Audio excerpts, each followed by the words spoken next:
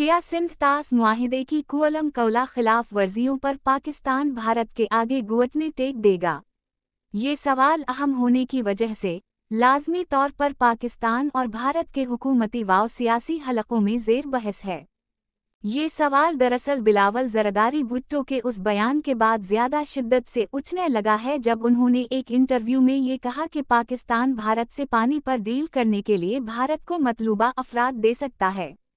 साबिक वज़ीर ख़ारिजा ने कहा, No hurdle if India cooperates, Pakistan open to handing over Hafiz Azhar. ताहम अल जज़ीरा को दिए गए इस इंटरव्यू पर तबसरा करते हुए भारत ने पाकिस्तानी साबिक वज़ीर ख़ारिजा बिलावल ज़रदारी भुट्टो की इस ऑफ़र को न सिर्फ रद्द कर दिया बल्कि कहा है कि जब तक पाकिस्तान 26/11 मुंबई हमलों के मुल्ज़िमान को हवाले नहीं करता, कोई बात नहीं हो सकती। याद रहे इस वक्त दहशतगर्दी के पाकिस्तानी क़वानीन NECTA के तहत हाफिज सईद 33 साल की कैद काट रहे हैं। उसी तरह मसूद अजहर पर भी पाबंदी है।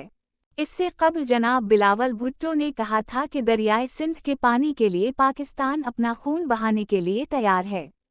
कुछ हलकों की तरफ से ये भी कहा गया कि बिन अल-अक़वामी इदारों और मुआहदों की खिलाफ वर्जी के तहत बनाए गए डैमों को पाकिस्तान तबाह कर दे। ताहम इस कस्म की बातें ना सिर्फ नामनासब हैं बल्कि दोनों मुल्कों के बिगड़े ताल्लुकात को मज़ीद ख़राब कर सकती हैं।